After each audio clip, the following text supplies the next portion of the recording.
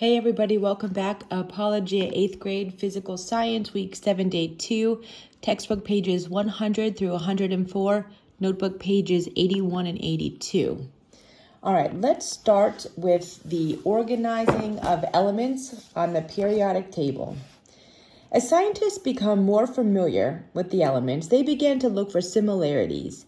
They noticed that some groups of elements behaved similarly. They had similar properties. For example, fluorine, chlorine, bromine, and iodine all react very easily with metals, such as sodium and magnesium.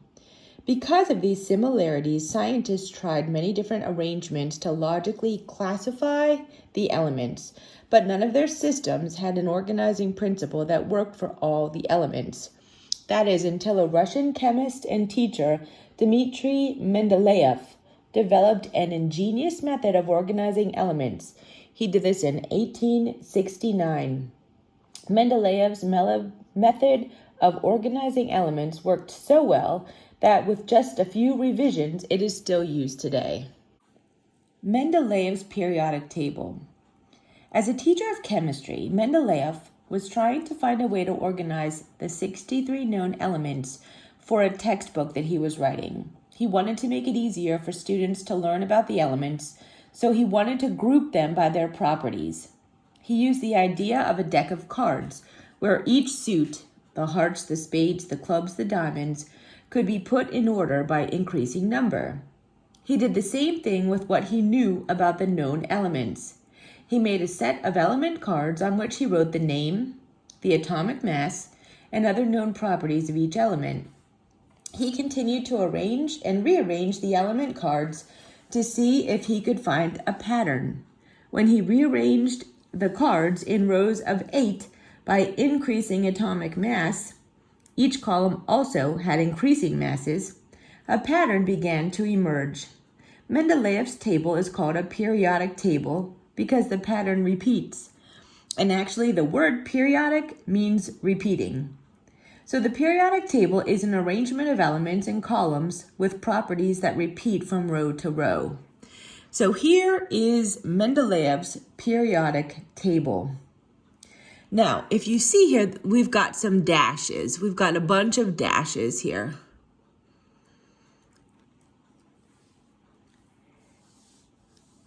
Notice the gaps or the dashes in Mendeleev's periodic table.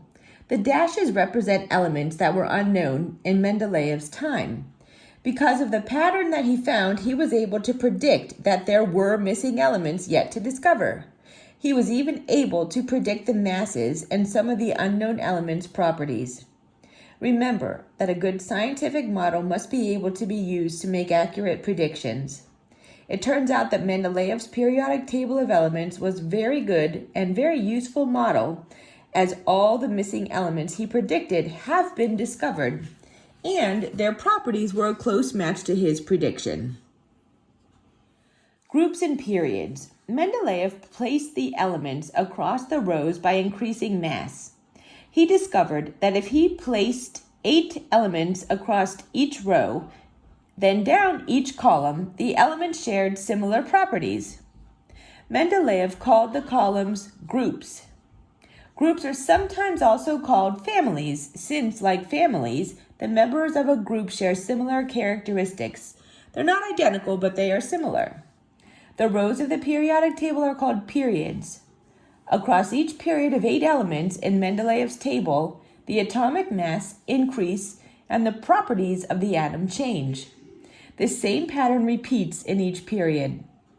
Mendeleev's periodic table of elements not only helped scientists discover new elements, but also helped them to understand the properties and behavior of atoms. Modern periodic table. Mendeleev developed his periodic table in the 1870s. The proton was not discovered until Rutherford's experiment about 40 years later. After the discovery of protons and the atomic number, scientists found that Mendeleev's table made even more sense when the elements were arranged by increasing atomic number rather than atomic mass. Now, realize that using the atomic number did not change the order of Mendeleev's elements because protons contribute to the mass of the element, but knowing that each element is defined by the number of protons in its nucleus, it became the standard way to arrange the periodic table. So this figure 3.26, shows a modern period table of elements. There are a lot more known elements now than there were in Mendeleev's time.